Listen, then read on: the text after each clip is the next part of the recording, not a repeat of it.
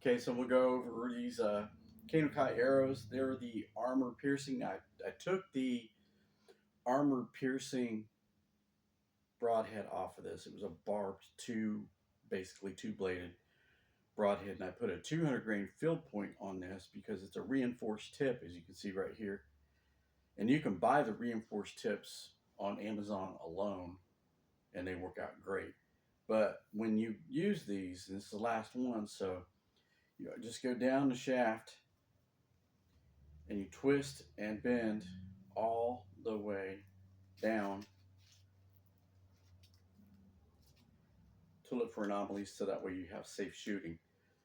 This arrow does an awesome job. This is a 34-inch arrow, 34 inches overall with the longer tip, the 200 grain. And I imagine you get about 35 inches out of it as a 300 grain. And I might get some because of the reinforced tip, they won't break. And these are bamboo. This is all bamboo. It's a wooden bamboo arrow. And it's got some good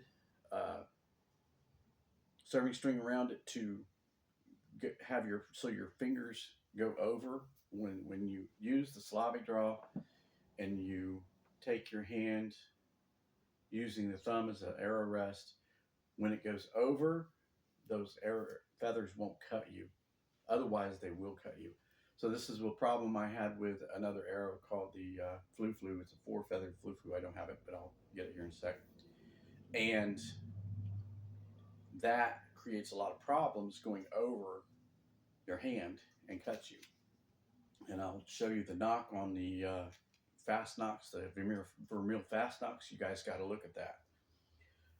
Safety and not injuring yourself while you're doing the archery, which is easy to avoid. So you just got to check your equipment. It's all safety, and you got to be very, very conscientious of what you're doing with your stuff. So I'll show you the other arrows here in a sec. Okay, so I've already put serving string on these. At the bottom, it's black serving string. I do have red. I just didn't have red at the time I did this. So your fingers will go over this a lot smoother, and you won't get cut. And I've shown in previous videos. You have to research or go through the videos if you want, and I'll show you my thumb being all tore up. Same thing with these right here. You're really not good on the type of draw unless you katra really good, and you have to learn that katra in order to get out of the way. I don't have serving string on these. I made these arrows. So you can see how thick that is, and it'll go over you like that because this is the outside fletching right here, feather. And I put feathers on these, and I glue these down really good, and I did a good job on these. I'm impressed.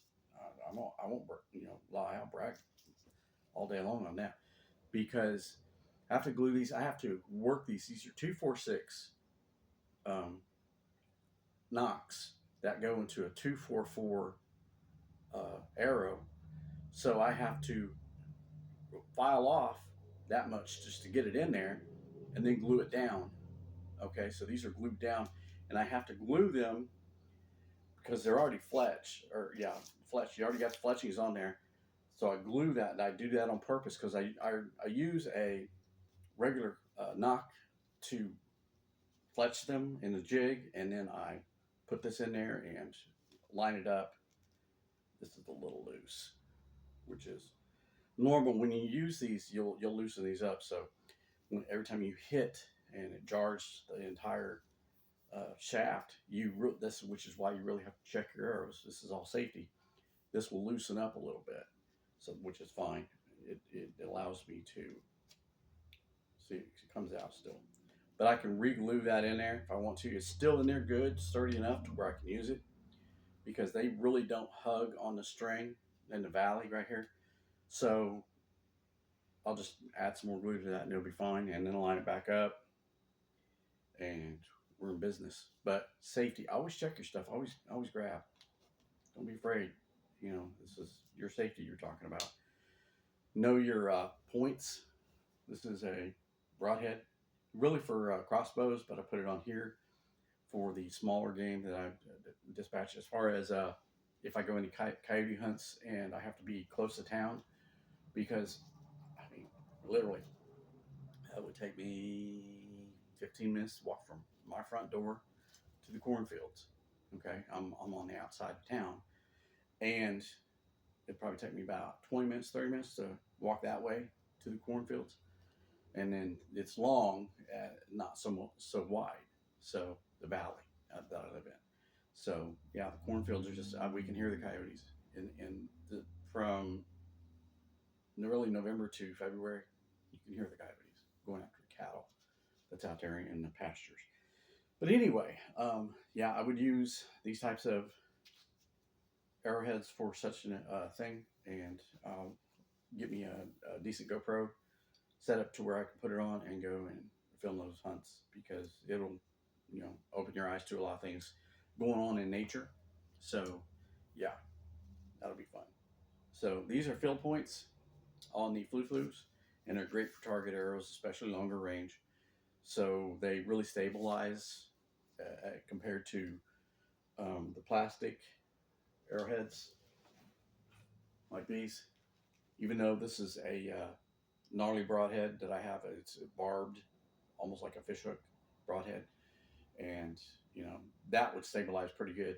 But if I put a wider front end on it, it would not be as stable in flight at longer ranges. So, safety. Flex your arrows. Make sure you know what you got going on. Always work.